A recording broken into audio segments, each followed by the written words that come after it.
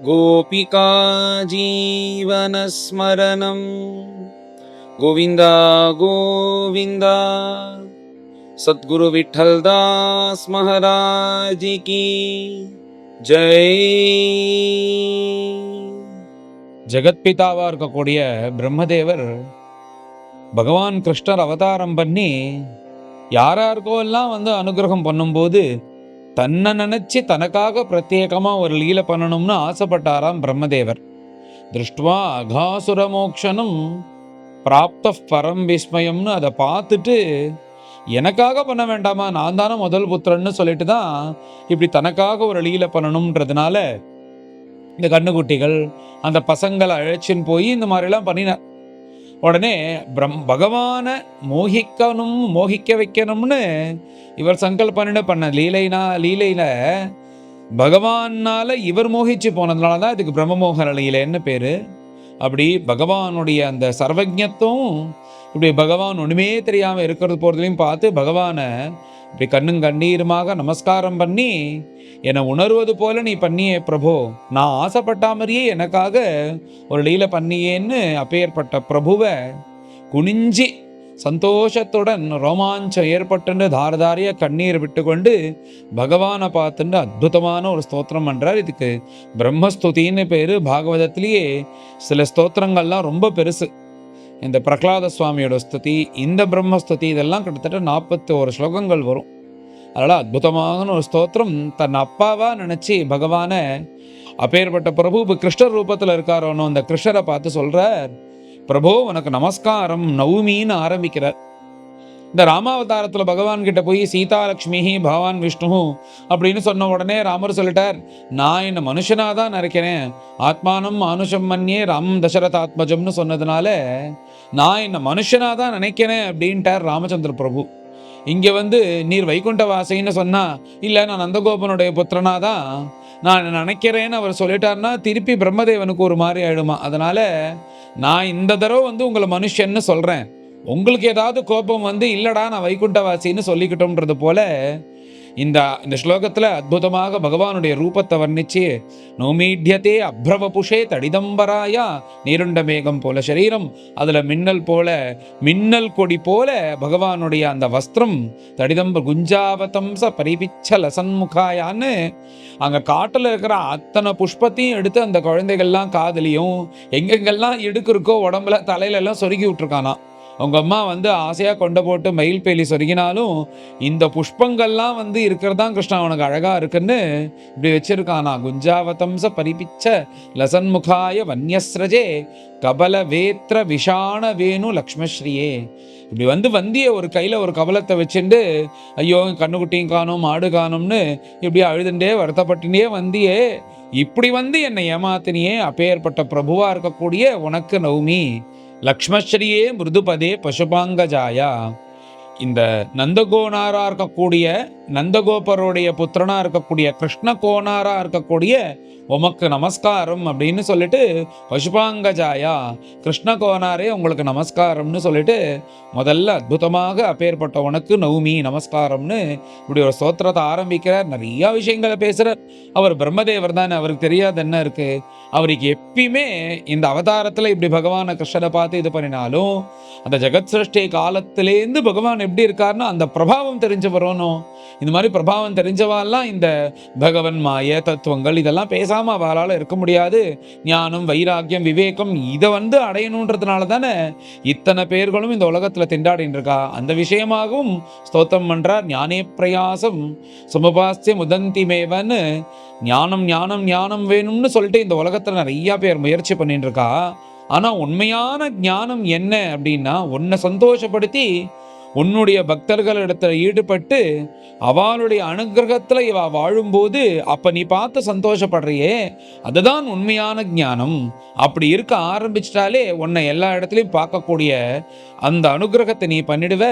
என்னை பொறுத்தவரையும் ஞானம் ஞானம்னு அது பின்னாடி போகிறதுக்கு பதிலாக இந்த மாதிரி ஒன்னிடத்துல பக்தி பண்ணி கொண்டு ஒன்றை அனுசரித்து ஒன்றை திருப்திப்படுத்திட்டு உலகத்தில் வாழ்ந்தாலே இந்த ஞானமானது வந்துடும். அதுதான் நான் ஞானமாக நினைக்கிறேன் அப்படின்னு இப்போ இவர் பக்திமானா ஆயிட்டார். இப்போ இந்த பரம அத்வைத்தியா இருந்த அவர் இந்த பிருந்தாவனவாசிகள் பகவான் பண்ண அனுகிரகத்தை பார்த்து துவைத்தமாக பேச ஆரம்பிச்சிட்டார். அதனால நீ சந்தோஷப்பட்டாலே அதுதான் ஞானம்னு நான் நினைக்கிறேன், அவளை தான் நான் உயர்ந்ததாக நினைக்கிறேன், தன்னுடைய பக்தியினால் உன்னை சந்தோஷப்படுத்துறது தான் இந்த உலகத்தில் உயர்ந்ததாக நான் நினைக்கிறேன்னு இப்படி ஸ்தோத்திரம் பண்ணிட்டே வரார் பிரம்மதேவர். இப்படி ஸ்தோத்திரம் பண்ணிட்டே வரும்போது பக்தியை பற்றி உயர்வா சொல்ற. இந்த உலகத்தில் ஞானம் ஞானம் ஞானம்னு சொல்லி ஞானம் பின்னாடி போறா. அப்படி ஞானம் பின்னாடி போய் அவளுக்கு பக்தி இல்லாம ஞானம் அடையிறது என்னை பொறுத்தவரையும் பிரயோஜனம் இல்லையோன்னு தோன்றது. எப்படின்னா ஞானம்ன்றது சர்வத்திர பிரம்ம தரிசனம். அது அது ஒரு அனுபவிக்க வேத்தியம்னு சொல்றது. அது ஒரு அனுபவமா இருந்தாலும் இந்த பக்தியோட சேர்ந்து இருக்கும்போது தான் அந்த ஞானமும் ரொம்ப நன்னா பிரகாசிக்கும்னு இதுக்கு நிறைய கதைகள் இருக்கு.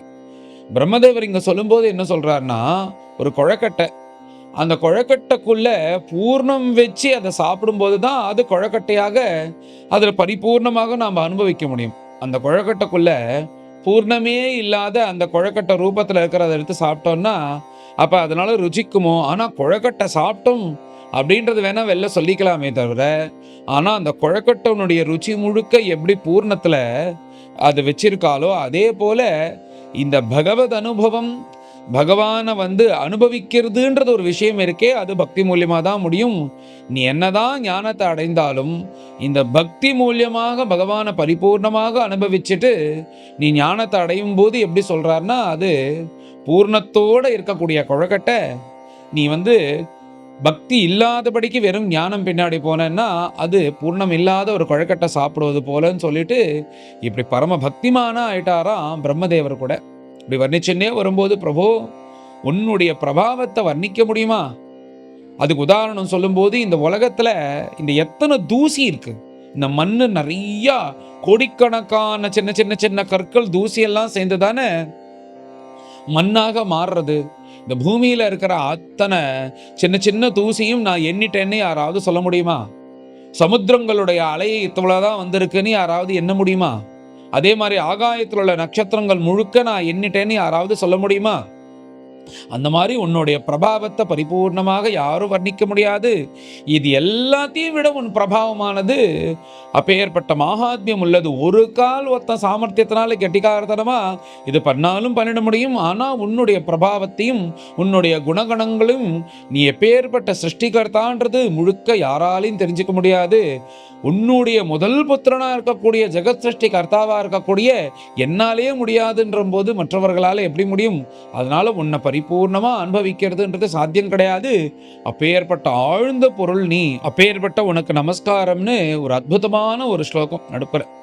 இந்த ஸ்லோகங்கள்லாம் நித்தியம் நாம சொல்லணும். தத்தே அனுகம்பாம் சுசமீக்ஷமானஹா புஞ்சான ஏவ ஆத்மகிருதம் விபாகம்னு ஒரு ஸ்லோகம் பாராயணம் பண்ணிட்டு வந்தா தெரியும். இது என்னன்னா, இந்த ஸ்லோகார்த்தம் அற்புதமானது. யார் ஒருத்தன் மோட்சம் அடையறதுக்கு பகவானோர இரண்டரை கலக்கிறதுக்கு யார் அதிகாரி அப்படின்றார். இவர் பக்தி வசத்தினாலும் கடைசியா போய் சேர்றது மோட்சம் ஞானம் தானே, அது என்னைக்குமே பெருசுதான். அதை அடையறதுக்கு இந்த பக்தியோட சேர்ந்து போகும்போது ராஜமார்க்கம் மாதிரி இருக்குதான் சொல்றாரே தவிர கடைசியில இந்த மோட்சத்துக்கு வந்துட்டார். இந்த மோட்சத்துக்கு யாரு அதிகாரி? இந்த பிரபஞ்சத்துல வாழ்ந்துட்டு இருக்கவால என்னோட அபிப்பிராயம் என்னன்னு இது கேளுங்கன்னு இந்த மாதிரி நான் சொல்லது போல இருந்துட்டேன்னா நீங்க மோட்சாதிகாரியா ஆயிடுவேல்னு சொல்லிட்டு அற்புதமான ஒரு ஸ்லோகத்தை சொல்றார். தத்தே அனுகம்பாம் சுசமீக்ஷமானஹா, பகவானுடைய கிருப்பையை எதிர்பார்த்து கொண்டு எப்பயுமே பிரபோ உன்னுடைய கிருப்பைன்னு அனவரத்தமும் சொல்லிட்டே இருக்கணுமா. தன் மனசுனால எது நடந்தாலும் சரி பிரபு உன்னுடைய கிருப்பை, அந்த அனுகம்ப பகவானுடைய கிருப்பை எதிர்பார்த்துன்னு இருக்கிறது. தத்தேனுகம்பாம் சசமீக்ஷமானஹா புஞ்சான ஏவ ஆத்மகிருதம் விபாகம். இப்படி கருணை எதிர்பார்த்துட்டே இருக்கும்போது கஷ்டங்கள் வரத்தான் வரும். கஷ்டங்கள் வராமல் இருக்காது. அந்த கர்ம வினையினால கஷ்டங்கள் வரும்போது என்ன நினைக்கணும்னா, நாம பண்ண கர்ம வினை புஞ்சான ஏவ ஆத்மகிருதம் விபாகம், இந்த அனுபவிச்சாதான் இது நாசனமாகும், இல்லைன்னா இது ஒரு சங்கிலி மாதிரி நம்மளை கட்டிண்டு ஜென்மமா வரும். அதனால பகவான் நம்மளுக்கு நல்லதுதான் பண்றார், இது எல்லாத்தையும் அனுபவிச்சு தீத்துருவோம்னு அந்த புஞ்சான ஏவ ஆத்மகிருதம் விபாகம்னு எத்யத் பவ்யம் பவது பகவன்னு நம்ம பூர்வ கர்மானு ரூபம் அப்படின்னு சொன்னார் ஒரு மகான். இது எல்லாம் நடக்கிறதெல்லாம் என்னுடைய பூர்வ கர்மம், அதனால நடந்துட்டு இருக்கு. ஏதத் பிரார்த்தியம் மம பகுமதம் ஜென்ம ஜென்மாந்தரேபி த்வத்பாதாம்போருக யுககதா நிശ്ചலா பக்திரஸ்தூன்னு எது நடந்தாலும் உன் திருவடியில அச்சஞ்சலமான பக்தி இருக்கணும் ஒரு மகான் பிரார்த்தனை பண்ணார். அதே போல புஞ்சான ஏவ ஆத்மகிருதம் விபாகம், எது நடந்தாலும் சரி என்னுடைய புண்ணிய பாபத்தினால நடந்துட்டு இருக்கு. இது ரெண்டுத்திலுமே வச்சுக்கணும். சௌக்கியம் வந்து திடீர்னு ஒரு ப்ராப்பர்ட்டி வாங்குறோம், திடீர்னு நம்மளுக்கு வேணுங்கிறலாம் நடக்கிறது, எங்கேருந்து பணம் வருதுன்னு தெரியல, பணம் வந்ததுனாலும் இதுவும் நான் செஞ்ச புண்ணிய காரியத்தினால நடக்கிறது, என்னுடைய கஷ்டமும் வந்து நான் செஞ்ச பாப காரியத்தினால நடக்கிறதுன்னு ரெண்டுத்தையும் சரிசமமாக பார்க்கறதுக்கு முயற்சி பண்ண ஆரம்பிக்கணுமா.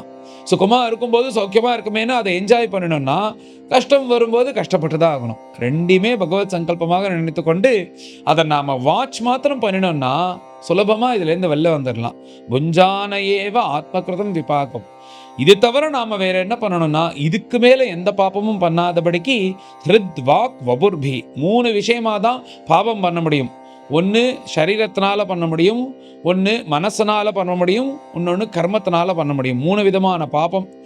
மனசா கர்மனா வாச்சா 3 விதமான பாப்பம் தானே பண்ண முடியும். பாப்பமோ புண்ணியமோ ரெண்டுமே. அது 3த்துக்கும் காரணம் என்ன? ஒன்று மனசு ஹிருத்து, வாக்குனால திட்டினா அதனால பார்ப்போம். ஹிருத்வாக் வபுர்பிபி, சரீரத்தினால யாராவது அடிச்சா பார்ப்போம். இந்த மாதிரி 3 விதமானதான புண்ணியம் பாப்பம் பண்ண முடியும். இந்த 3த்தையும் வந்து புண்ணிய பாப்பம் செஞ்சுட்டு லோகத்தில் உள்ள விவகாரத்தில் இதை செலுத்தாத. ஹிருத்வாக் வபுர்பிகின்னு மனசு வாக்கு காயம் 3த்தையும் பகவத் அர்ப்பணம் பண்ணிடு. மனசனால அனவரத்தமும் பகவத் குணத்தை ஸ்மரிச்சுண்டு பகவானை தியானம் பண்ணிட்டு அப்பப்போ பறந்தாலும் பகவான் தான் சாஸ்வதம்ன்ற ஒரு எண்ணத்தை மனசுல கொண்டு வரணும். ஹிருத்து வாக்கு அனவரத்தமும் நாமஸ்மரணம் பண்ணிட்டே இருக்கிறதுனால யாருக்கு என்ன தெரிய போகிறது? நீ என்ன பண்ணிட்டு இருக்கேன்னு யாருக்கு என்ன தெரிய போகிறது? யாராவது நினைச்சாலும் நினைச்சுட்டு இருக்கட்டும், அவ்வளோதான், பைத்தியம் பிடிச்சிருத்து எப்போ பார்த்தாலும் ராம ராமா கிருஷ்ண கிருஷ்ணான்னு சொல்லிட்டு இருக்கான்னு சொல்லிட்டு போட்டோம், யாரும் கூட வரப்போறது இல்லை. அதனால ஹிருத்வாக் வபுர்பி, சரீரத்தினால ஏதோ இந்த வாழ்ந்துட்டு இருக்கோம், நம்ம கடமைகள் செஞ்சு தான் ஆகினாலும் எல்லாத்தையும் கடமை போல செஞ்சுட்டு எப்பயுமே பகவத் கைங்கரியம் பகவத் சேவை பாகவத சேவையில் இந்த சரீரத்தை ஈடுபடுத்திட்டோம்னா ஹிருத்வாக் வபுர்பிர் மிததன் நமஸ்தே ஜீவேதையோ முக்தி பதே சதாய பாக். இப்படி மாத்திரம் தன்னுடைய வாழ்க்கையை நடத்த ஆரம்பிச்சிட்டான்னா அந்த மோட்ச பாதம்னு ஒரு பாதை இருக்கே, அந்த கேட்டை பகவான் ஓப்பன் பண்ணி விட்டுருவானா அந்த ஜீவனுக்கு. அப்படியே பகவான் கையை கொடுத்து அழிச்சுருவானா அதனுடைய ஜீவனை.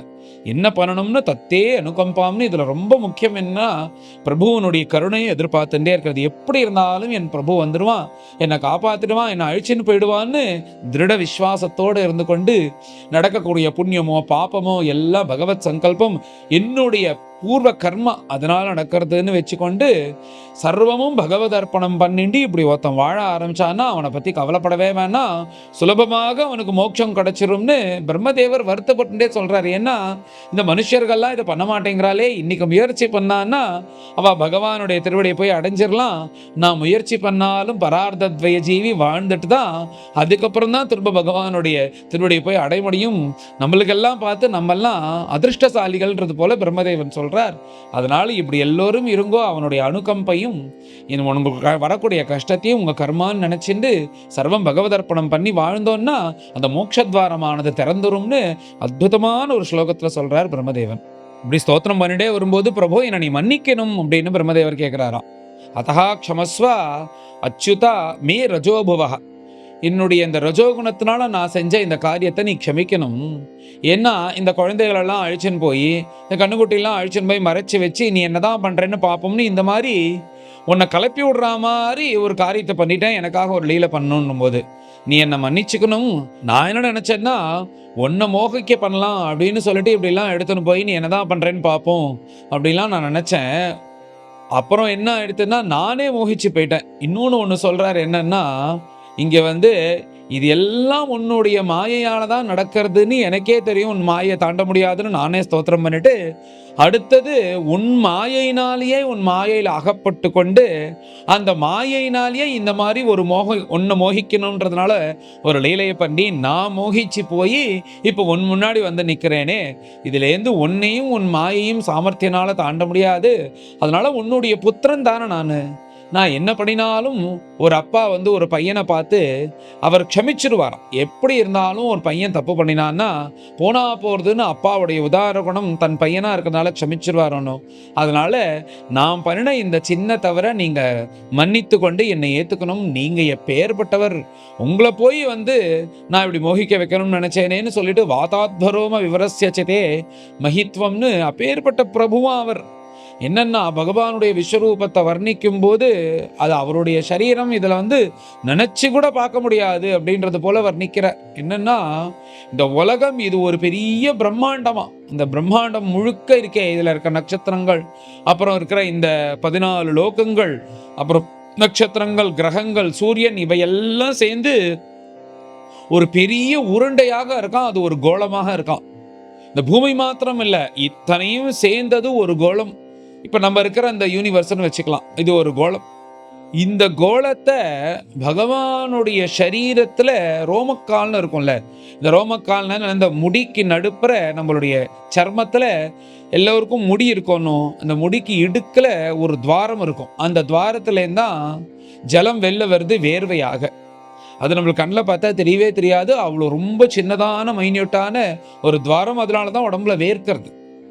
இப்படி அது கண்ணுக்கே தெரியாதோன்னு இந்த அத்தனை பிரம்மாண்டமும் பகவானுடைய விஸ்வரூபனா இருக்கக்கூடிய அந்த சரீரத்துல அந்த முடி இருக்கே, அந்த முடிக்கு எடுக்கிற அவருக்கும் ரந்திரம் இருக்கான். அந்த ரந்திரத்துக்கு நடுப்புற இந்த உருண்டையானது ஃப்ரீயா போயிட்டு வரும்னா அவருடைய சரீரம் எப்பேற்பட்டது, இது மனசால ஸ்மரிச்சு கூட பார்க்க முடியாது அந்த பகவான் எவ்வளோ பெரியவர்னு.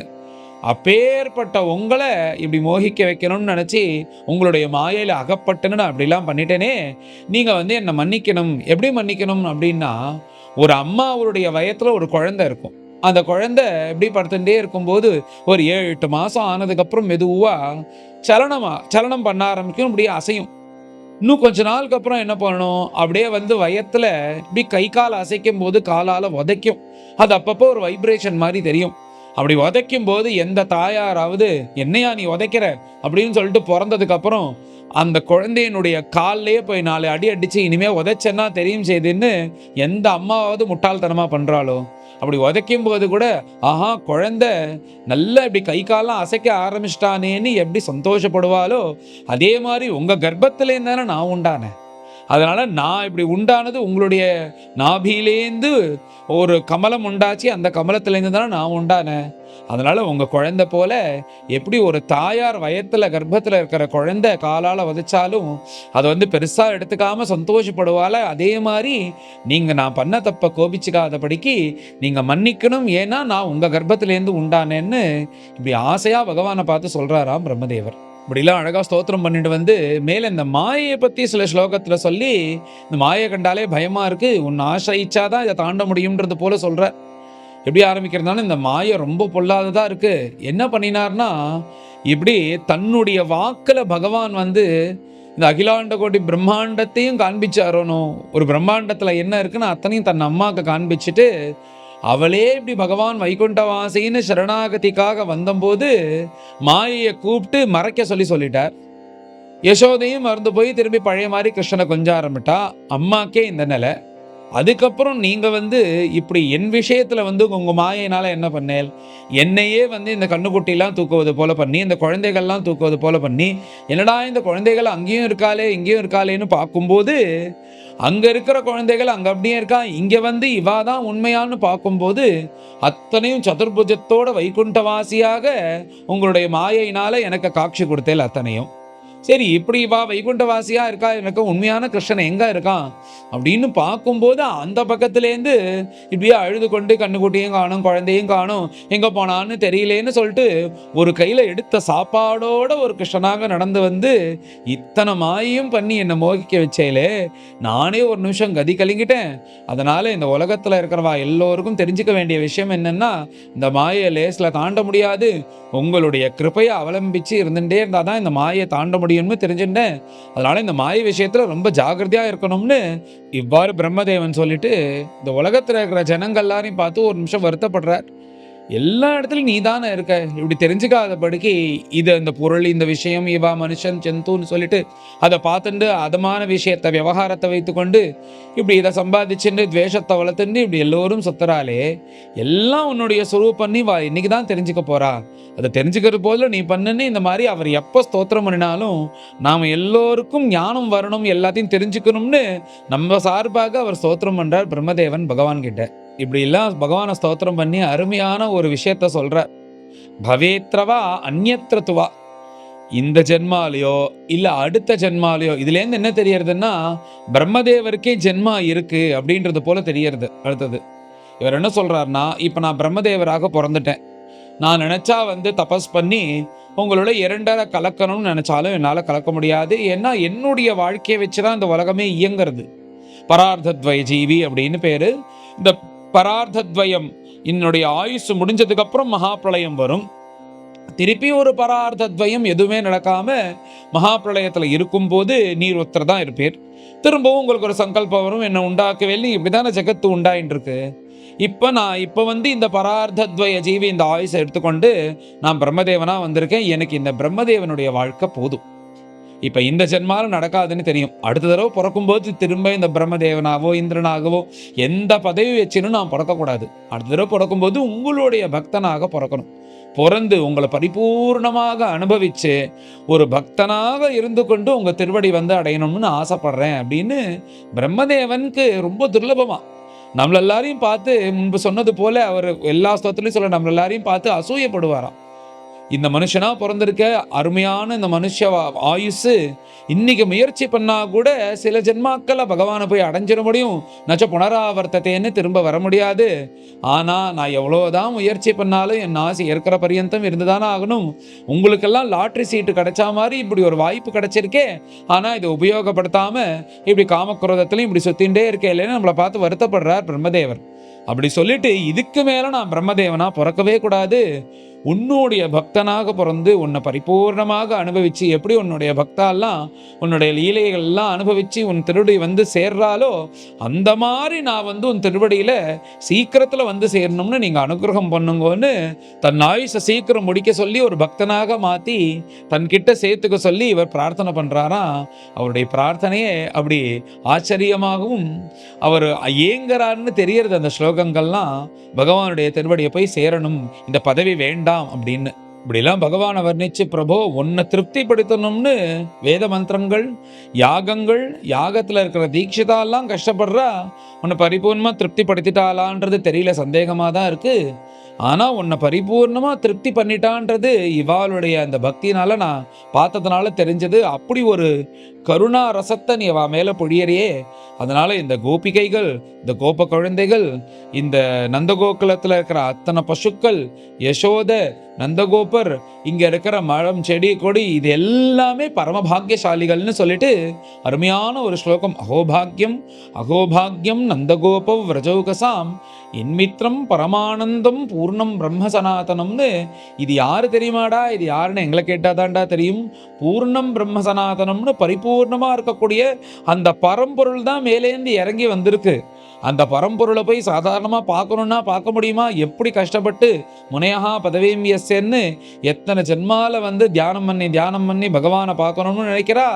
பகவானுடைய திருவடி நிழல் கூட தெரியாத போது அப்பேற்பட்ட பிரபு இவாளுக்கு மித்திரனாக இருந்து கொண்டு அந்த சாட்சாத் பரபிரம்ம ரூபியே யசோதைக்கு நந்தகோபனுக்கு குழந்தையாக பிறந்து கோபிகைகளுக்கு பரமானுகிரகம் பண்ணி அந்த கண்ணுக்குட்டிகள்லாம் பரமானுகிரகம் பண்ணி நண்பர்களாக சுத்தின் இருக்கிற அந்த பிரபுவை திருப்திப்படுத்தினாலே இவாளுடைய பாக்கியத்தை என்ன சொல்றதுன்னு அகோபாகியம் அகோபாகியம்னு இவாள்களுக்கு எல்லோருக்கும் பரமபாகியம் பகவானை திருப்திப்படுத்தினதுனால இப்பேற்பட்ட பிரபுவை யாகங்களை கூட திருப்தி பண்றதுக்கு கஷ்டப்படுத்தும் போது இவா பண்ணிட்டாலே பக்தினாலன்னு இவாளுடைய மகிமையை வர்ணிக்கிறார் பிரம்மதேவர். இப்படிலாம் இவாளுடைய மகிமையை வர்ணிச்சுட்டு எனக்கு அடுத்தது நீ ஒரு ஜென்மாவை கொடுக்கணும், பரம புண்ணியமான ஜென்மா கொடுக்கணும் அப்படின்ன உடனே பகவான் கேட்கிறாரா, என்ன பிரம்மதேவரே கோபிகைகளாக நீங்க பிறக்கணும்னு ஆசைப்படுறீங்களான்னா அவ்வளோ பாக்கியம் நான் பண்ணலை அப்படின்னார். அடுத்து இந்த கோப குழந்தைகளாக பிறக்கணும்னு ஆசைப்படுறீங்களா அப்படின்னா அந்த பாக்கியம் நான் பண்ணலை அப்படின்னார். இந்த கண்ணுக்குட்டிகளா மாறி என் காலை நக்கறதுக்கு இந்த மாதிரி கண்ணுக்குட்டியா பிறக்கிறீங்களா அப்படின்னா அவ்வளோ பாக்கியம் நான் பண்ணலை அப்படின்னார். வேற என்னதான் வேணும் உனக்கு அப்படின்னு பிரம்மதேவர்கிட்ட கேட்ட உடனே பிரம்மதேவர், இந்த கோகுல வாசிகள்லாம் இப்பேற்பட்ட பரம பாகவதா எல்லாரும் இருக்காளோ ஒன்றும், அப்பேற்பட்ட அத்தனை பரம பாகவதாளுடைய திருவடி தூளி படுவது போல ஒரு புல்லாகவோ ஒரு கல்லாகவோ ஒரு சின்ன ஒரு பூச்சியாகவோ இந்த மாதிரி ஒரு ஜென்மா கொடுத்தா கூட எனக்கு போதும், அதுக்கே நான் லாய்க்கான்னு தெரியல. என்னுடைய பக்தியை பார்க்கும்போது இவாளுடைய பக்தியும் உன்கிட்ட வச்ச பிரியத்தையும் பார்க்கும்போது இதுக்கு நான் லாய்க்கான்னு எனக்கு தெரியல. ஆனா அவளுடைய திருவடி தூளி பட்டாவது உன்கிட்ட நான் சேர்றதுக்கு உன்கிட்ட நெருங்கிறதுக்கு எனக்கு பாக்கியம் கிடைக்கட்டும்னு இப்படி பிருந்தாவனத்துல ஒரு சின்ன அவளுடைய திருவடி தூளி படுவது போல ஒரு புல்லாக எனக்கு பிறவி வேண்டும்னு இப்படி கேட்டதுனாலதான் ஒரு ஸ்லோகத்துல ஊத்துக்காடு வெங்கட கவி அவருடைய கீர்த்தனத்துல உள்ளாய் பிறவி தர வேணும்னு பிரம்மதேவர் மனசுல வச்சுன்னா இது அற்புதமான ஒரு பாட்டு பாடுற. இப்படி சொல்லி எனக்கு இந்த பாக்கியம் கிடைச்சா போதும்ட்ட, பாக்கி இந்த மாதிரி கோபிகைகளாகவோ கோப குழந்தைகளாகவோ பிறகணும்னா நான் ஆசைப்படலைன்னு சொல்லிட்டு அடுத்தது ஒரு சூக்ஷமான ஒரு விஷயத்த சொல்றாராம். என்ன விஷயம்னா, இந்த பிருந்தாவன வாசமும் இந்த பிருந்தாவனத்துல வசிக்கிற இந்த கோபிகைகள் கோப குழந்தைகளுடைய பாக்கியமும் அவளுடைய மகாத்மியத்தை பத்தியும். இத்தனை நாளா நான் என்ன நினைச்சுட்டு இருக்கேன், உன்னுடைய ஸ்பர்ஷத்தினால நீ தொட்டதுனால இந்த பூத்தனை சகடாசுரன் திருநாவர்த்தன் எல்லோருக்கும் மோட்சம்னு நினைச்சுட்டு இருக்கேன். ஆனா இதனால மோட்சம் இல்லைன்னு எனக்கு தெரிஞ்சிருது. இது ரகசியமான விஷயம். எதுக்கு நீ பூத்தனைக்கு மோட்சம் கொடுத்தேன்னா, அந்த பூத்தனை தெரிஞ்சோ தெரியாமலோ பிருந்தாவனத்தில் கொஞ்ச நேரம் வசிச்சுட்டா. இந்த பரம பாகவதாலா இருக்கக்கூடிய இந்த கோபிகைகளை பார்த்துட்டா, இந்த கோப குழந்தைகளை பார்த்துட்டா, அந்த கண்ணுக்குட்டியில பார்த்துட்டா, நந்தகோபுரம் யசோதையும் பார்த்துட்டா. இவாளுடைய தரிசனம் பிருந்தாவன வாச பாக்கியத்தினாலதான் நீ அவளுக்கு மோட்சம் கொடுத்த. உன்னுடைய ஸ்பர்ஷம் நீ தொட்டதுனால மோட்சம் கொடுக்கலன்னு நான் தெரிஞ்சிட்டேன். அப்பேற்பட்ட மகிமை உள்ளவர்களாக இந்த பிருந்தாவன வாசிகளும் இந்த பிருந்தாவன பூமியும் ஆயிடுத்து அப்படின்றது போல சொல்ற. யாரெல்லாம் பிருந்தாவனத்துல கொஞ்ச நேரம் வசிக்கிறாளோ அவளுக்கு பகவான் மோட்சத்தை கொடுப்பார் அப்படின்றது போல பிரம்மதேவன் என்றாராம். அப்படி பரம பாக்கியசாலிகளால தான் பிருந்தாவனம் வர முடியும்ன்றது போல அப்படி பிருந்தாவனத்தை பத்தி ரொம்ப வர்ணிக்கிறார். இந்த பூத்தனைக்கு மோட்சம் கிடைச்சது காரணமே பகவான் இந்த பாலை குடிச்சிட்டார், அதனால மோட்சம் கொடுத்துட்டான்றது காரணம் இல்லை. அவ தெரிஞ்சோ தெரியாமலோ கொஞ்ச நேரம் இந்த பிருந்தாவன பூமியில வசிச்சா அந்த கோபிகைகளை பார்த்துட்டா, பரம பாகவதோத்தமெல்லாம் இருக்கக்கூடிய. அதனாலதான் நீ அவளுக்கு வைகுண்டம் கொடுத்த இந்த அசுரர்கள் எல்லோருக்கும்னு ஒரு ரகசியத்தை போட்டு உடைச்சது போல பிரம்மதேவன் உடைச்சி அந்த பிருந்தாவன மகாத்மியத்தை பத்தி சொல்றாராம் கிருஷ்ணர்கிட்டயே ஸ்தோத்திரத்துல. இப்படி வர்ணிச்சுன்னே வரும்போது இந்த பிரம்மமோகன லீலையில இந்த பிரம்மதேவர் பண்ணக்கூடிய ஸ்தோத்திரத்துல மணிமணிமணியா நிறைய ஸ்லோகங்கள் இருக்கு. அகோபாக்கியம் அகோபாக்கியம் தத்பூரி பாக்கியம் மிக ஜன்ம கிமப்பட்டவியாம் தத்தேனு கம்பாம் சசமீட்சமானஹா. அப்புறம் இப்போ ஒரு அழகான ஸ்லோகம், தாவத் ராகாதயஸ்தேனாக தாவத் காராகிரகம் கிரகம் தாவன் மோகோங்கிரி நிகடா யாவத் கிருஷ்ண நதேஜனாகான்னு அருமையான ஸ்லோகம். என்ன சொன்னார்னா, பிரகலாத சுவாமியும் சொன்னாருனோ ஹித்வா ஆத்மபாத்தம் கிரகம் தியக்வான்னு. யார் இந்த பாழுங்கிணறா இருக்கக்கூடிய இந்த சம்சாரத்தை தியாகம் பண்ணிட்டு காட்டுக்கு போய் பகவத் தியானம் பண்ணி கொண்டு நிம்மதியா யாரு பகவானுடைய சரணாரவிந்தத்தை ஆசிரிச்சிருக்காளோ அவதான் பாக்யசாலின்னு அதுக்கு ஏத்தது போல ஒரு ஸ்லோகத்தை சொல்லி என்ன சொல்றாருன்னா, தாவத் ராகாதய ஸ்தேனாக. இந்த சம்சார வாழ்க்கையில வாழ்ந்துட்டு இருக்கும் போது இந்த ஆசைகள் இருக்கே, இந்த ஆசை என்னன்னா நம்மளுடைய ஆயுஷ அபகரிக்கக்கூடிய திருடர்களாம். நம்ம ஆயுசு நம்ம மனசையும் அபகரிக்கக்கூடிய திருடர்கள் யாருன்னா இந்த ஆசைகள்னு. தாவத் ராகாதய ஸ்தேனாக தாவத் காராகிரகம் கிரகம். இந்த வீடு இருக்கே, இந்த வீடு தான் நம்மளை போட்டு ஜெயிலில் அடைக்கிறது போல நம்மளை அடைச்சி இது ஒரு பந்தத்தை ஏற்படுத்தி இதுக்காக காரியத்தை பண்ணி என் வீடு என் மக்கள் இவர்களுக்காக வாழணும்னு நம்மளை பந்தீகரணம் பண்ணிடுறது. அதனால இது ஒரு ஜெயில் போல நம்மளை ஆக்கிடுறது. தாவன் மோகோங்கிரி நிகடகா. இந்த மோகம்னு ஒன்று இருக்கே, நாம் இருந்தாதான் நடக்கும் நாம் இருந்தாதான் நடக்கும்னு நம்மளுக்கு ஒரு விஷயத்தை ஒரு எண்ணத்தை இது பண்ணிட்டு அதை தானே நம்மளை அழைச்சி செல்றது. அதனால நாம் அயலாத உழைச்சுட்டு இருக்கோமோன்னு அந்த குடும்பத்தை காப்பாத்துறதுக்கு அது என்ன பண்றதுன்னா, திருடர்கள் இந்த வீடு ஒரு காராகிரகம் ஜெயில் போல ஆறுது. அடுத்தது அந்த மோகம்னு சொல்லக்கூடியது என்னன்னா, நம்ம வெளியில வரணும்னு நினைச்சாலும் வெளியில வர விடாதபடிக்கு அந்த ஜெயிலுக்குள்ள சங்கிலி போட்டு ஒரு ஜீவனை உட்காத்தி வச்சோன்னா எப்படியோ அந்த மாதிரி இந்த மோகம் நம்மளை பிடிச்சின்றது. இப்படிலாம் சொல்லிட்டு இது சாதாரணமா இருக்கக்கூடிய லோகத்துல இருக்கிற லௌகீகமா இருக்கிறவாளுக்கு. இதெல்லாம் யாவத் கிருஷ்ண நதேஜனாகான்னு இப்படி யார் இடத்துல பகவத் பக்தி இல்லையோ பகவான் அவ ஆத்துக்கு வரலையோ அவளுக்கு இதெல்லாம். பகவான் மாத்திரம் ஒரு தடவை அந்த ஆத்துக்குள்ள வந்துட்டார்னா, பகவத் பக்தி மாத்திரம் வந்துருத்துன்னா, அப்புறம் இதை பத்திலாம் நீ கவலைப்பட வேண்டாம். இந்த ஆசைகள் எப்படி வந்து திருடர்களாக மாறுறாலோ, பகவத் விஷயமா இந்த ஆசையானது மாறினது அப்படின்னா அது உனக்கு அனுகூலமாக மாறிடும். இந்த கிரகம்னு இந்த வீடு வந்து ஜெயில் போல சொன்னாரனோ, அந்த வீடே வைகுண்டமாக மாறிடும். அப்புறம் இந்த இப்படி வைகுண்டமா ஆனதுக்கு அப்புறம் மோகம் ஏது? அந்த மோகம் அந்த சங்கிலியே தெரிச்சு ஓடி போயிடும், சங்கிலியே இருக்காது. யாவத் கிருஷ்ணன் அதேஜனாகான்னு இந்த கிருஷ்ணனுடைய கிருபை எப்போ வள்ளியும் அந்த வீட்டில் இல்லையோ அது பரியந்தம் தான் இந்த மாதிரி விஷயங்கள்லாம். கிருஷ்ணனுடைய கிருப்பை மாத்திரம் அந்த வீட்டுக்கு வந்துருத்துன்னா, மகான்களுடைய கிருப்பையும் கிருஷ்ணனுடைய கிருப்பமும் வந்துருத்துன்னா அப்புறம் இதெல்லாம் கிடையாது. அந்த வீடு என்னன்னா தன்யஜாலோ சம்சாரின்னு இப்படி எல்லோரும் கிருஷ்ண பக்தர்களாக இருந்துட்டான்னா அதான் வைகுண்டம் அப்படின்ட்டார். இதுக்கு மேலே ஜெயில் கிடையாது, அதான் வைகுண்டம். இந்த ஆசைகள்லாம் திருடர்கள் கிடையாது, இந்த ஆசைகள்லாம் நம்மளை வந்து வாழ வைக்கக்கூடிய பரம பாக்கியசாலிகள் அப்படின்றது போல. அப்படி நெகட்டிவாக ஆரம்பிச்சு ஸ்லோகத்தை கிருஷ்ணர் கிருப்பை எப்போ வள்ளியும் இல்லையோ அது வள்ளியும் தான் இதெல்லாம். கிருஷ்ணர் மாத்திரம் வந்துட்டார்னா, கிருஷ்ண பக்தி மாத்திரம் அந்த குடும்பத்தில் இருந்துருத்துன்னா அதுதான் உயர்ந்த வைகுண்டம்னு இப்படி ஒரு அருமையான ஒரு ஸ்லோகம். இப்படிலாம் சொல்லிட்டு கடைசியாக ஒன்று சொல்கிறார், ஜானந்த ஏவ ஜானந்து கிம் பகுக்யானமே பிரபு. நான் இவ்வளோ கதறியும் என்ன பிரயோஜனம்? ஏன்னா உன்னுடைய அனுகிரகத்தினால இதெல்லாம் சத்தியம்னு நம்பி அவளை உணர வைக்கிறதுக்கு உன்னுடைய அனுகிரகம் வரணும். ஜானந்த ஏவ ஜானந்து, நீ வந்து இவெல்லாம் தெரிஞ்சுக்கிட்டோம், இவன் என்னிடத்துல பக்தி பண்ணட்டோம்னு நீ அனுகிரகம் பண்ணினாதான் இந்த மாதிரி விஷயங்கள்லாம் மனசுக்கு போகவே போகும். நான் எவ்வளோ கரடியா கத்தினா என்ன பிரயோஜனம்? அது வந்து ஏதோ அவர் சொல்றார், அவர் சொல்லிட்டு போறார் அப்படின்ற மாதிரி தான் எல்லாரும் நினைப்பாலே தவிர, இது சத்தியம்னு நம்பி பரிபூர்ணமாக உள்ள ஏத்துக்கொண்டு உன்னிடத்துல பக்தி பண்ணணும்னா உன் அனுகிரகம் இருந்தாதான் நடக்கும். நான் என்ன கரடியா கத்தினாலும் யாரும் கேட்க மாட்டா, இதுதான் சத்தியம். அதனால ஜானந்த ஏவ ஜானந்து, உன் கிருப்பை எல்லோருக்கும் இருந்து தெரிஞ்சுக்கிறது போல பண்ணு பிரபோ. நான் என்ன சொன்னாலும் தெரிஞ்சுக்கணும்னு நீ உன் சங்கல்பம் இருந்திருக்கிறவாள் தான் தெரிஞ்சுக்க முடியும்னு சொல்லிட்டு அப்படியே பகவானை பிரதட்சணம் பண்ணி நமஸ்காரம் பண்ணி தன் சோத்திரத்தை சொல்லி முடிக்கிறார் பிரம்மதேவர். தன்னுடைய சோத்திரம் பண்ணி முடிச்சுட்டு திரும்பவும் நமஸ்காரம் பண்ணி அவருக்கு போகிறதுக்கே மனசு வர மாட்டேங்கிறது. ஆனால் அப்படி கிளம்பணும்னு தீர்மானம் பண்ணிட்டு மேலே அந்த குழந்தைகளையும் கன்றுகளையும் கொண்டு விட்டுட்டு பகவானுக்கு நமஸ்காரம் பண்ணிட்டு அற்புதமாக ஸ்தோத்திரம் பண்ணிட்டு கிளம்புறார். இப்படி இவர் கிளம்பிட்டார் பிரம்மதேவன். இந்த கிருஷ்ணர் வந்து இப்போ சாதாரண கிருஷ்ணர் எப்படி இருக்கார்? கையில் வந்து ஒரு கையில் ஆகாரத்தை எடுத்துட்டு இன்னொரு கையில் ஆகாரத்தை வைத்துக்கொண்டு இப்படி தானே சுற்றின்னு இருக்கார். அந்த குழந்தைகள்லாம் இப்போ வந்து கிருஷ்ணரை பார்க்குறதான், என்ன கிருஷ்ணா நாங்கள்லாம் சாப்பிட்டு முடிச்சிட்டோம், கையெல்லாம் அலம்பியாச்சு, இன்னும் நீ கையை அலம்பிக்காமல் எங்களை தேடி சுற்றின்னு இருக்கியா, நாங்கள் இங்கே தான் இருந்தோம் அப்படின்றது போல் இந்த பிரம்மதேவன் தூக்கின்னு போனது அங்கே இருந்தது எல்லாமே வந்து அவளுக்கு மறந்து போகிறது போல பண்ணி இந்த அகாசுரனை சம்ஹாரம் பண்ணினதுக்கு அப்புறம் தானே இந்த லீலையானது நடந்தது. அது அவளுக்கு பார்த்தா இன்னைக்கு நடந்தது போல இருக்கு. இந்த குழந்தைகள் பிரகாரம் வந்து அது அவளுக்கு இன்னைக்கு நடந்தது. ஆனால் இந்த பூலோகத்தினுடைய சமயம் இந்த டைம் பிரகாரம் பார்த்தா ஒரு வருஷம் முன்னாடி நடந்தது. அதனால இப்போ கிருஷ்ணரை பார்த்து நீ போய் கையெழுமிண்டு வா, சீக்கிரம் ஆற்றுக்கு போக வேண்டாமா, சமயமாகுது, இப்போ ஓட்டின்னு போனாதான் போக முடியும், இப்படி கையில் சாதத்தை வச்சுட்டே யாராவது சுத்துவாளா, நீ எதுக்கு கவலைப்படுற அப்படின்னு சொல்லிட்டு இவாள்லாம் இப்படி கிருஷ்ணரை சமாதானம் படுத்தின உடனே கிருஷ்ணரும் கையெழுமிண்டு சிரிச்சுக்கிறாராம். எது நடந்து அவள்கிட்ட எதுவும் தெரிவிச்சுக்கல.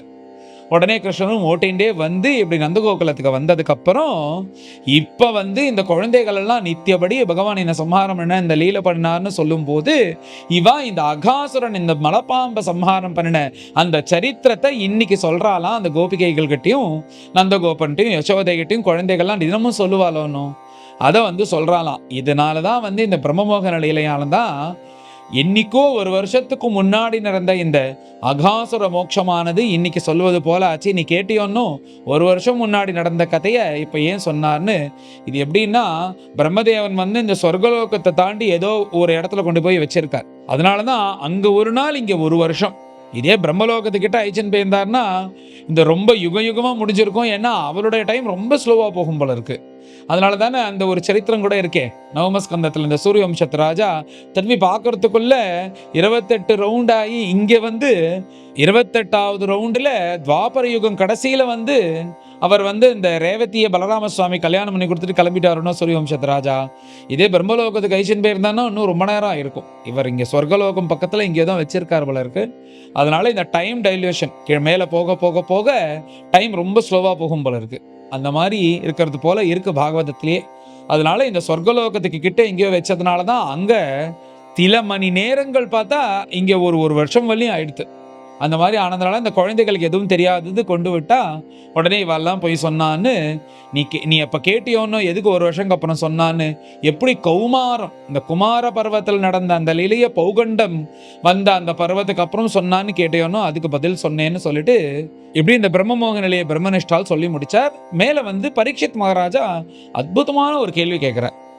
இவர் என்ன கேட்குறாருன்னா, இந்த கோபர்கள் அந்த குழந்தைகள் மாடு மேய்ச்சின்னு வரும்போது, கண்ணுக்குட்டி மேய்ச்சின்னு வரும்போது மாடெல்லாம் இப்படி அந்த கண்ணுக்குட்டி நோக்கி வந்தபோது அதெல்லாம் ஓடி வந்தது. அதை கண்ட்ரோல் பண்ணாத போது இந்த குழந்தைகள் மேல கோபம் வந்து அவ வந்து அடிக்கணும்னு வந்த அவர்கள் இந்த குழந்தைகளை கொஞ்ச ஆரம்பிச்சா. அப்போ பிறந்த கண்ணுக்குட்டியை விட்டுட்டு 2 வருஷம் முன்னாடி கண்ணுக்குட்டியை வந்து உச்சி முகர்ந்து பார்த்து அதுக்கு பால் கொடுக்கறதே, இது ஏன் நடந்தது, ஏன் இப்படிலாம் நடந்ததுன்னு பிரம்மன் பரோத்பவே கிருஷ்ணே இயான் பிரேமா கசம்பவே. இது இங்க மாத்திரம் இல்லையா, இந்த கோபிகைகள் விஷயத்திலையும் அப்படிதான் நடக்கிறதா. இந்த கோபிகைகள் என்ன பண்றான்னா, எப்பயுமே சில கோபிகைகளாம் அந்த குழந்தைய திட்டின்ண்டே இருப்பா, அடிச்சுட்டே இருப்பா. இந்த கிருஷ்ணன் 1 வருஷம் வந்து இருக்கும்போது அந்த கோபிகை ஒரு தடவை கூட அடிக்கலையாம், திட்டலையாம். எப்ப பார்த்தாலும் மடியில கொஞ்சிண்டு அந்த குழந்தைக்கு எல்லாம் வேணுங்கிறதெல்லாம் பண்ணிட்டு இப்படி எங்க பார்த்தாலும் ஒரே வைச்சித்திரமா இருக்கு. எல்லாரும் அவாவா தன்னுடைய அன்பை கொட்டுறா. இந்த மாதிரி அன்பு கொட்டுறதுக்கு என்ன காரணம், இப்படி ஏன் இருக்கா அப்படின்னு பிரம்மனிஷ்டால்கிட்ட கேட்ட உடனே, நீ சரியான கேள்விதான்ப்பா கேட்குற. உலகத்துல வந்து எல்லோருக்கும் தன்மேல ஆசை. நான் சொல்றோமோன்னோ, தான் பிரதானம் எல்லாத்துக்கும். தான்னா என்ன, தான் சம்பாதி வச்சிருக்கிற இந்த பொருள், வீடு, வாசல், அப்புறம் வந்து அந்த பணம், இவெல்லாம் தான் தான்னா அது கிடையாது. இல்லை அதை விட்டா அப்புறம் பந்துக்கள், மனைவி மக்கள் இவெல்லாம் இருக்காளே இவ தான் தான்னா அதுவும் கிடையாது. மனைவி மேல புத்திரன் மேல எவ்வளோ ஆசம், அந்த ஆசையெல்லாம் இந்த ஜீவனுக்கு அனுகூலமா இருந்தாதான். அந்த ஜீவனுக்கு அனுகூலமா இருந்தான்னா மனைவி மேலேயே கேஸை போட்டு டிவோர்ஸ் வாங்கிக்கிறான், பையன் மேலேயும் அப்பா மேலேயும் எத்தனை கேஸ் நடக்கிறது. அதனால எல்லோருக்கும் ஆசை என்னன்னா, நான் சொல்லக்கூடிய இந்த சரீரத்தை காண்பிக்கிறாளே இதுல தான் ஆசை. சரி, சரீரத்துல தான் ஆசை ஜாஸ்தியானா அந்த சரீரம் கூடவே இருக்கிறதுனால இந்த சரீரத்துல ஆசை இருக்கிறது போல இருக்கே தவிர இந்த சரீரத்திலையும் ஆசை கிடையாது. அதுக்கும் ஒரு உதாரணம் சொல்றேன் கேளு. இப்போ இந்த நான் சொல்லக்கூடிய ஒரு விஷயம் இருக்கே உள்ள, நாமளே வந்து சொல்லுவோம், அங்க போகாத, அங்க போ, பயப்படாத, தைரியமா இரு அப்படின்னு நமக்கு நாமே நம்மள பேசிக்கிறோம் பாருங்க. அப்ப வந்து இந்த சரீரம் ஒண்ணு தனியா இருக்கு, உள்ள ஒண்ணு நம்ம நான் பேசிக்கிறோம் பாருங்க, அந்த நான் தான். இன்னும் கூட உங்களுக்கு உதாரணத்துக்கு சொல்லணும்னா, இப்போ ஏதாவது ஒரு டயாபெட்டிஸ் இருக்கு, அந்த டயாபெட்டிஸ் வந்து ரொம்ப ஜாஸ்தியாகிடுது. உடனே அவர் பார்த்துட்டார், காலில் புண்ணு வந்துடுது, இந்த காலை வெட்டினாதான் நீங்கள் பிழைக்க முடியும், இல்லைன்னா அது அப்படியே உடம்பு முழுக்க சஞ்சாரம் ஆகிடும் அப்படின்ன உடனே இந்த காலை வெட்டினாது வெட்டிடுங்கோ, நாம் பிழைக்கணும்னு சொல்கிறோம் பாருங்க. அப்போ இந்த சரீரம் இதை போஷிச்சுன்னு வருது தானே காரியமாக இருந்துன்னு வந்தோம். அப்போ இந்த சரீரத்தில் ஒரு பாகமாக இருக்கக்கூடிய காலை வெட்டினா கூட அதை வெட்டிடுங்கோ, நான் பிழைச்சா போதும்னு ஒரு விஷயத்த சொல்கிறோம் பார்த்தேலா. அது உள்ள இருக்கிற பிராணன் ஆத்மா, அந்த ஆத்மால தான் வந்து இருக்கிறதுலையே ஆசை ஜாஸ்தி நம்மளுக்கு. அந்த ஆத்மாவுக்கு அனுகூலமா இருக்கிறதுனால தான் இந்த சரீரத்து மேல ஆசை. அந்த ஆத்மாவுக்கு அனுகூலமா இல்லாத அந்த சரீரம் இருந்ததுன்னா அந்த சரீரத்தையே வந்து நம்ம ஆத்மஹத்தியை சூசைட் பண்ணிட்டு போக்கின்றோம். அப்ப இந்த சரீரம் நான் கிடையாது. அதனால உள்ள ஒரு ஆத்மா இருக்கே, நான் சொல்லக்கூடிய ஒரு பிராணன், அதுதான் வந்து எல்லோருக்கும் அதுலதான் ஆசை ஜாஸ்தி. அப்பேற்பட்ட அந்த நான் சொல்லக்கூடிய ஆத்மா யாரு அப்படின்னா அவன்தான்பா கிருஷ்ணன். இப்ப இங்க என்னன்னா, இந்த கிருஷ்ணன் வந்து நான் சொல்லக்கூடிய ஆத்மா மேலதான் ஆசை ஜாஸ்தியா இருக்குன்னா அந்த கிருஷ்ணன் தானே வெள்ள சஞ்சாரம் பண்ணிட்டு போயிட்டு இருக்கான்.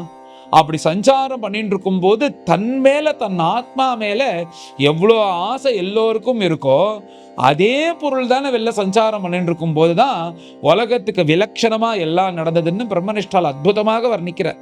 இந்த கோபர்கள்லாம் கோபத்தோட ஓடி வந்தபோது கிருஷ்ணன் அவர் ஆத்மாவா இருக்கிறதுனால தன் ஆத்மாவை யாராவது திட்டுவாலோ அது மேல ஆசை ஜாஸ்தியானோ, அந்த ஆத்மஸ்வரூபியா இருக்கக்கூடிய பகவானா இருக்கிறதுனால அந்த குழந்தைகள் மடியில போட்டு கொஞ்சரா. அப்ப பிறந்த கண்ணுக்குட்டியை விட்டுட்டு இந்த இந்த கண்ணுக்குட்டிக்கு ஏன் வந்து பால் கொடுத்ததுன்னா, தனக்குள்ள இருக்கிற ஆத்மா தானே வெளில சஞ்சாரம் பண்ணிட்டு அந்த ஆத்மால தான் ஆசை ஜாஸ்தி. அதனால அந்த கண்ணுக்குட்டியை வந்து கொஞ்சின்னு உச்சி முகர்த்தி பார்த்து பாலை கொடுக்கறது. இப்போ கோபிகைகளுக்கு உள்ள இருக்கிற ஆத்மா மேல தானே ஆசை ஜாஸ்தி. அந்த ஆத்மாவே வெளில கிருஷ்ண ரூபத்தில் இருக்கும்போது அந்த குழந்தைகளை திட்டாதபடிக்கு இப்படி பார்த்துண்டான்னு, இது எல்லாத்துக்கும் காரணம் ஆத்மஸ்வரூபியா இருக்கக்கூடிய பகவான். அந்த ஆத்மஸ்வரூபியா இருக்கக்கூடிய பகவான் வெளில சஞ்சாரம் பண்ணதுனால தான் இந்த மாதிரி வைச்சித்திரங்கள்லாம் நடந்தது. இதை பார்த்து பலராம சுவாமி கேட்டதுனால தான் இதெல்லாம் நடந்ததுன்னு சொன்னார்னு சொல்லிட்டு, அதுக்கு காரணம் இந்த மாதிரி இந்த பிரகிருதிக்கு வைலட்சண்யமா வித்தியாசமா நடந்ததுக்கு காரணம் இதுதான். அதுக்கு இந்த ஆத்மா மேல வச்ச ஆசையினால தான் இப்படி ஒரு அற்புதமாக ஒரு விளக்கத்தை பிரம்மனிஷ்டால் சொல்லிட்டு, வஸ்துதோ ஜானதாமற்ற கிருஷ்ணம் ஸ்தாஷ்ட சரிச்சுதான், இந்த உலகத்துல இருக்கிற எல்லாமே பகவத் ஸ்வரூபந்தான். இப்படி இருக்கிற நிலையில தான் எப்பயுமே இருக்கணும். ஆனா இது நம்மளுக்கு தெரியாதபடிக்கு மாயேன்ற ஒரு திரை இருக்கிறதுனால தான் கோவிந்தனாகவும் கோபாலனாகவும் காமாட்சியாகவும் மீனாட்சியாகவும் ஜந்துவாகவும் புழுவாகவும் பூச்சியாகவும் வஸ்துவாகவும் பர்வதமாகவும் நதியாகவும் தெரியறது இந்த மாயையினால. அதனால நம்ம எல்லாரும் என்ன தெரிஞ்சுக்கணும்னா, அந்த மாயை என்ற திரையை விளக்கணும். எல்லாம் கிருஷ்ணஸ்வரூபம்னு பார்க்க ஆரம்பிச்சிட்டோம்னா அப்ப நீ வேற நான் வேறன்னு தோணாது. இந்த ஆத்மா தான் அங்க வெளில ஆத்மாவை சஞ்சாரம் பண்ணும்போது தான் சாப்பிட்றத விட அந்த ஆத்மா சாப்பிட்டா இன்னும் கூட சந்தோஷப்படுவான். அதனால தான் ஞானிகள்லாம் தனக்கு சாப்பிட்றதுக்கு பதிலாக அந்த இதை இன்னொருத்தர் கொடுத்தா அவள் சாப்பிடும்போது சந்தோஷப்படுறதுக்கு காரணம் என்னன்னா, இந்த ஆத்மாவும் அந்த ஆத்மாவும் ஒன்றுன்னு நினைக்கிறதுனால தான். அதனால எல்லாம் பகவத் ஸ்வரூபம்னு சொல்லிட்டு, இப்பேற்பட்ட பிரம்மமோக நிலையிலே அற்புதமான சரித்திரம். இது ரகசியமான சரித்திரம். இந்த பிரம்மனிஷ்டால் மாத்திரம் இந்த பரீட்சித் கேள்வி கேட்டு சொல்லலைன்னா இந்த பிரம்மமோக நிலையே யாருக்கும் தெரியாது. ஏன்னா இது ரகசியமாக நடந்தக்கூடிய சரித்திரம். அப்பேற்பட்ட இந்த பிரம்மமோக நிலையிலேயே யாரெல்லாம் ஸ்ரத்தையாக பாராயணம் பண்ணுறாலும் இந்த 13-14 அத்தியாயங்களில் அவளுக்கு பக்தி உண்டாகும், சர்வாபீஷ்டங்களும் கிடைக்கும்னு சொல்லிட்டு அற்புதமாக ஒரு பலஸ்ருதியை சொல்லி இந்த பிரம்மமோகன லீலையோட இந்த அத்தியாயத்தை பிரம்மனிஷ்டால் பூர்த்தி பண்ணுறார். அற்புதமான ஒரு லீலை, அற்புதமான ஒரு ஸ்தோத்திரம். இவைகள்லாம் இந்த விஸ்தாரமாக பார்த்து சொல்லக்கூடிய பாக்கியம். ஏன்னா இது போகிற போக்கில் நான் சொன்னது போல் ஒரு 10 நிமிஷம் 15 நிமிஷம் கூட சொல்ல மாட்டோம் இந்த சரித்திரத்தை. அவ்வளோ கூட சமயம் இருக்காது. ஆனால் இது விஸ்தாரமாக சொல்கிறதுக்கு பார்க்கறதுக்கு எனக்கு பாக்கியம். நன்னா பார்த்து உங்களுக்கு எப்படி சொல்லணுமோ அதை தயார் பண்ணி சொன்னேன். நானுமே ரொம்ப ரசித்து பார்த்தேன். ரொம்ப அற்புதமான ஒரு ஸ்தோத்திரம். அது முழுக்க பார்க்கறதுக்குள்ள பாக்கியம் எனக்கும். அதை பார்த்ததுனால தான் உங்களுக்கு சொல்ல முடிஞ்சது. அப்பேற்பட்ட பரம புண்ணியமான பிரம்மமோக நிலையிலையை பூர்த்தி பண்ணுறோம். மேலே எல்லோரும் கறந்து இந்த அத்தியாயத்தை பாராயணம் பண்ணுவோம். अथ चतुर्दशोऽध्यायः। ब्रह्मोवाच नोमीड्यते भ्रवपुषे तडिदम्बराय गुञ्जावतं सपरिपिच्छ लसन्मुखाय वन्यस्रजे कवळवेत्रविषानवेणु लक्ष्मश्रिये मृदुपदे पशुपाङ्गजाया अस्यापि देववपुषो मदनुग्रहस्य स्वेच्छामयस्य न तु भूतमयस्य कोऽपि नेशे महित्ववसितुं मनसान्तरेण साक्षात्तवैव किमुतात्म सुखानुभूतेः ज्ञाने प्रयासमुदपास्य न मन्त एव जीवन्ति सन्मुखरितां भवदीयवार्तां स्थाने स्थिताः श्रुतिगतां तनुवाङ्मनोभिः ये प्रायशः जितजितोऽप्यसि तैस्त्रिलोक्याम् श्रेयश्रुतिं भक्तिमुदस्यते विभो क्लिश्यन्ति ये केवलबोधलब्धये तेषामसौ क्लेशल एव शिष्यते नान्यद्यथा स्थूलतुषावघातिनां पुरेह भूमन् बहवोऽपि योगिनः त्वदर्पितेह निजकर्मलब्धया विबुध्य भक्त्यैव कथोपनीतया प्रपेदिरेञ्जो अच्युत ते गतिं पराम् तथापि भूमन् महिमा गुणस्य ते विबोद्धुमर्हति अमलान्तरात्मभिः अभिक्रियात् स्वानुभवादरूपतः ह्यनन्यबोध्यात्मतया न चान्यथा गुणात्मनस्तेऽपि गुणान् विमातुं हितावतीर्णस्य क ईशिरे अस्य कालेन यैर्वा विमिताः सुकल्पैः भूपांसवः खे मिहिकाद्युभासः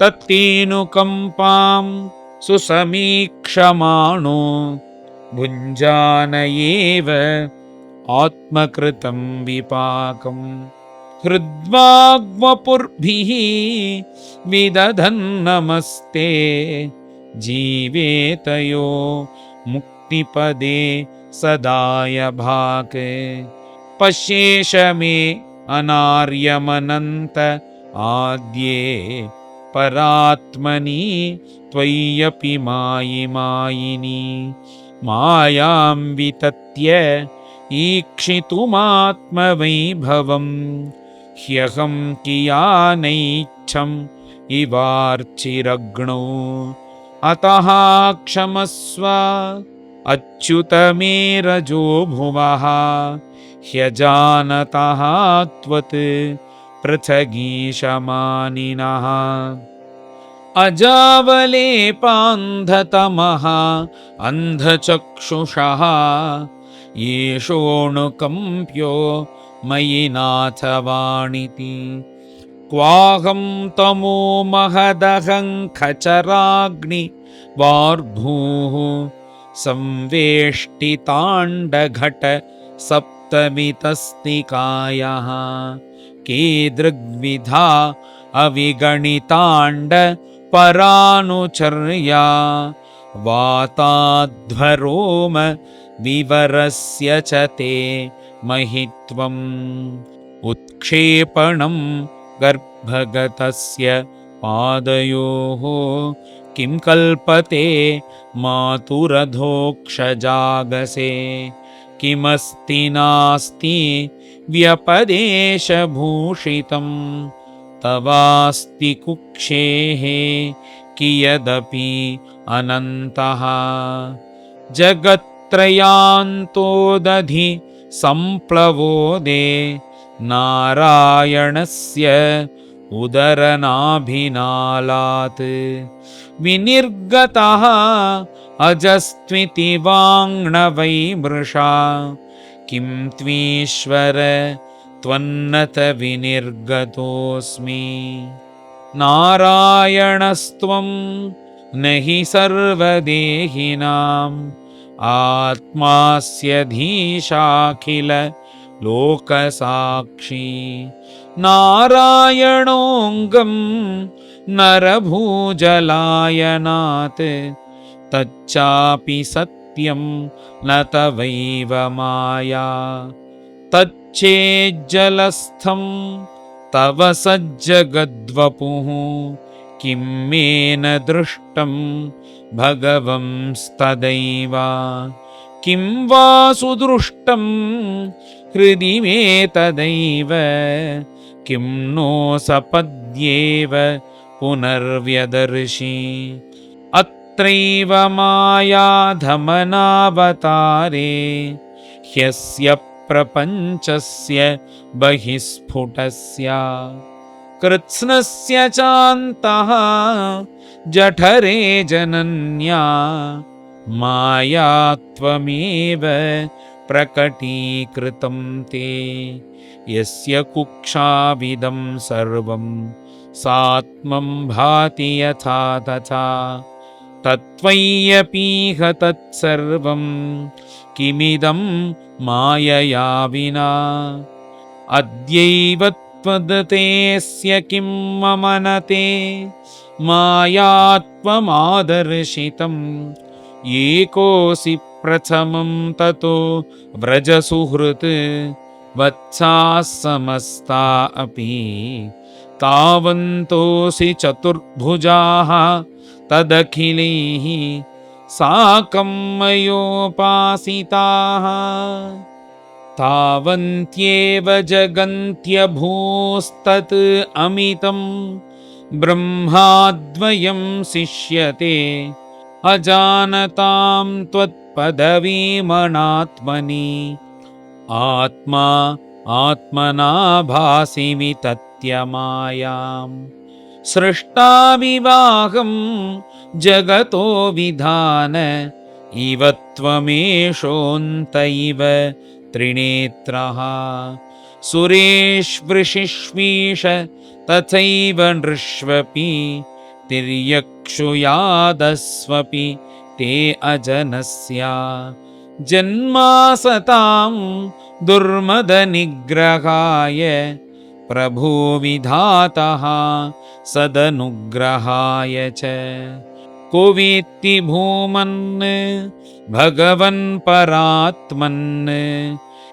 योगेश्वरोऽतिर्भवतः त्रिलोक्यां क्व वा कथं वा कति वा कदेति विस्तारयन् क्रीडसि योगमायां तस्मादिदं जगत् अशेषमसत्स्वरूपं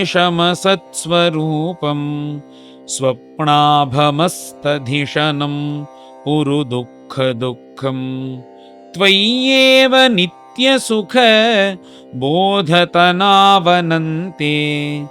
मायात उद्यदपि यत्सदिवावभाति एकस्त्वमात्मा पुरुषः पुराणः सत्यस्वयं ज्योतिः अनन्त आद्यः नित्योऽक्षरः अजस्रसुखो निरञ्जनः पूर्णोऽद्वयः मुक्त उपाधितो अमृतः एवं विधं त्वां सकलात्मनामपि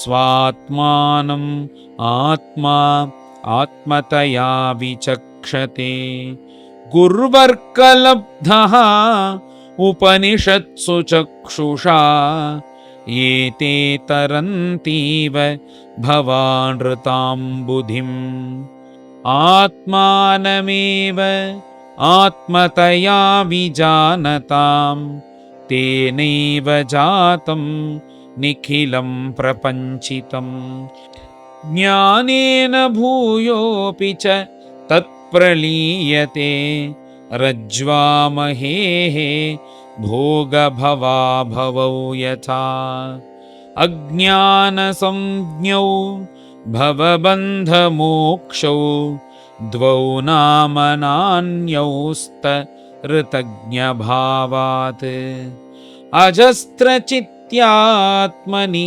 केवले परे विचार्यमाणे तरणाविवाहने त्वामात्मानं परं मत्वा परमात्मानमेव च आत्मा पुनः बहिर्मृग्य अहोज्ञजनताज्ञता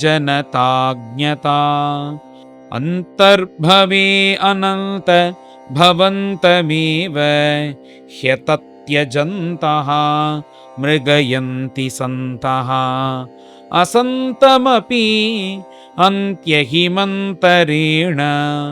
सन्तं गुणन्तं किमु यन्ति सन्तः अथापि ते देव पदाम्बुजद्वयप्रसादलेश अनुगृहीत एव हि जानाति तत्त्वं भगवन्महिम्नः न चान्यये कोऽपि चिरं विचिन्वन् तदस्तु मे नाथ स भूरिभागः भवेत्र वा अन्यत्र तु वा तिरश्चाम् येनाहमेकोऽपि भवज्जनानां भूत्वा निषेवे तव पादपल्लवम् अहोतिधन्या व्रजगोरमण्यः स्तन्यामृतं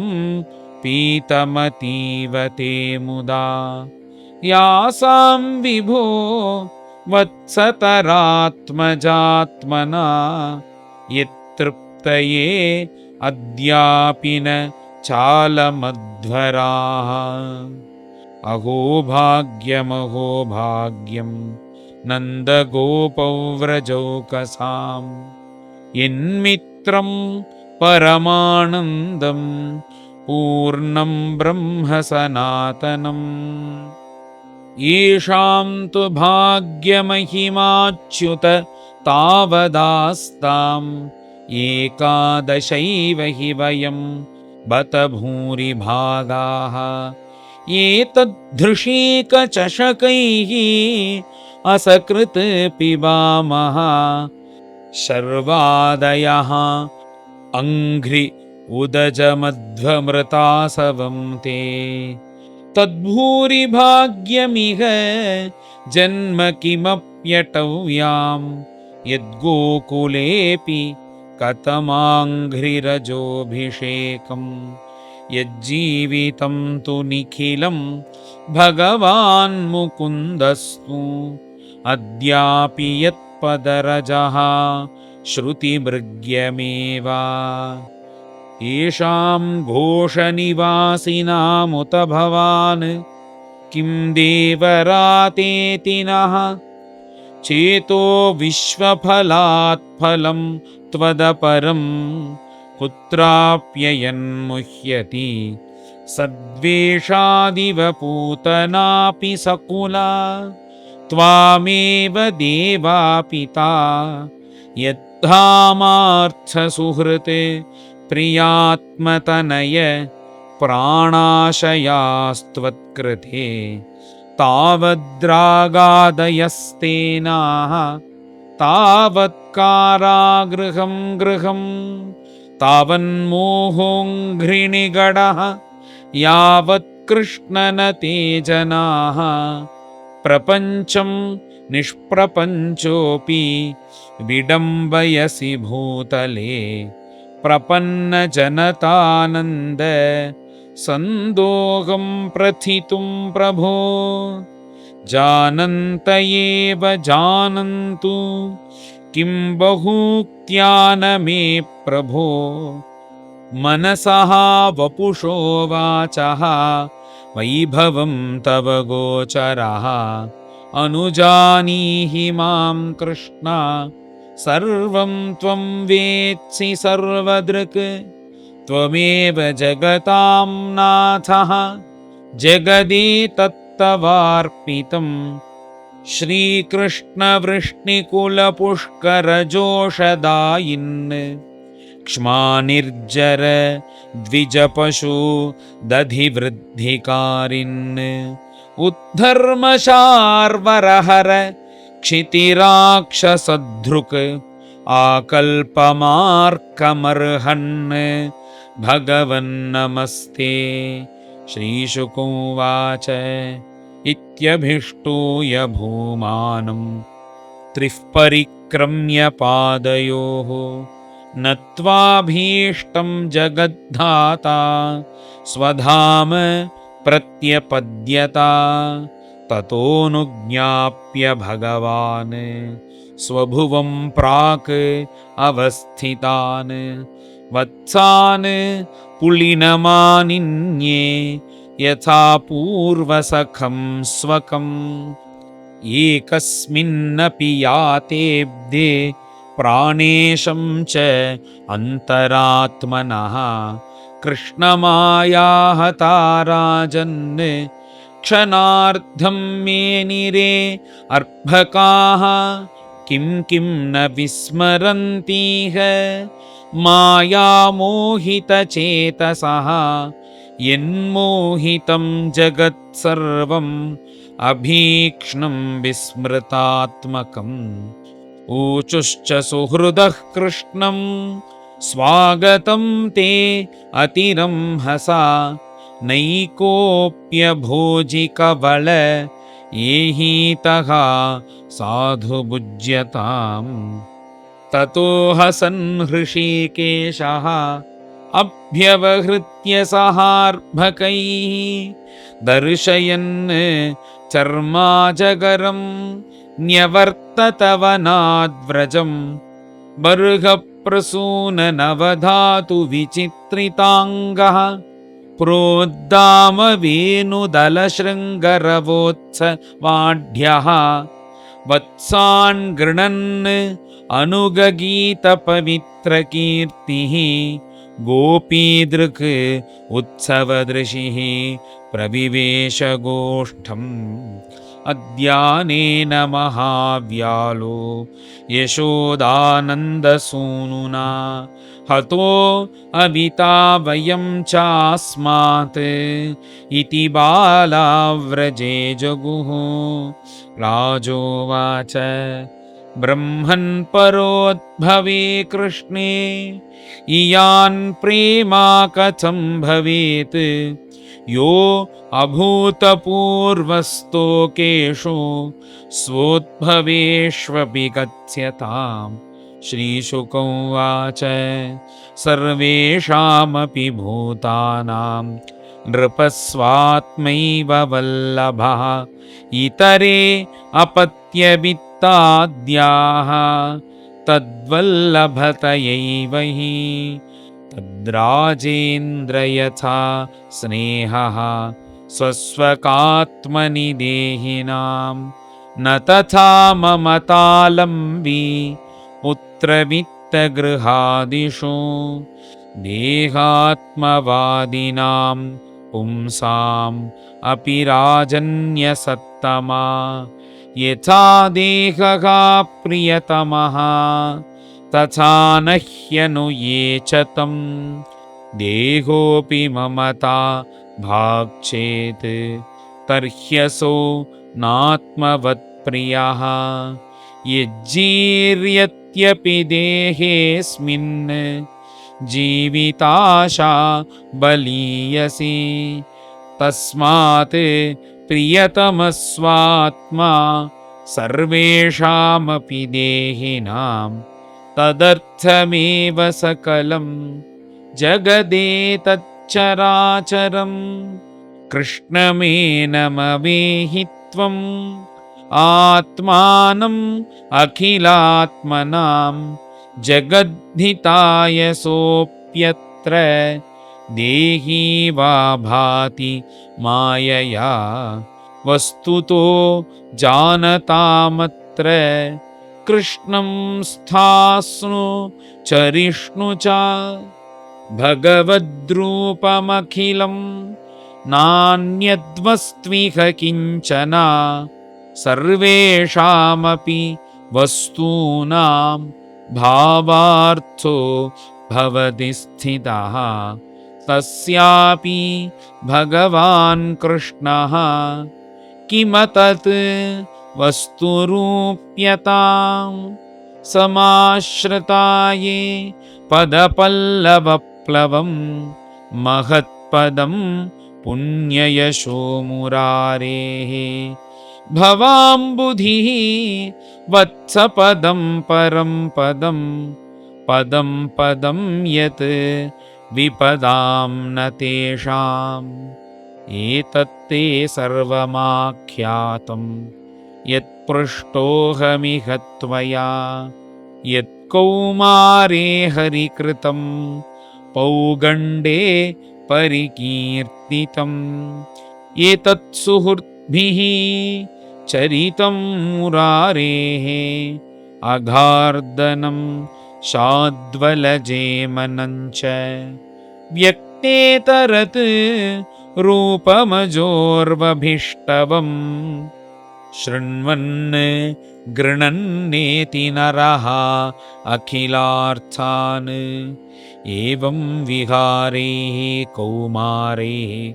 कौमारं जहतुर्व्रजे निलायनैः सेतुबन्धैः मर्कटोत्प्लवनादिभिः।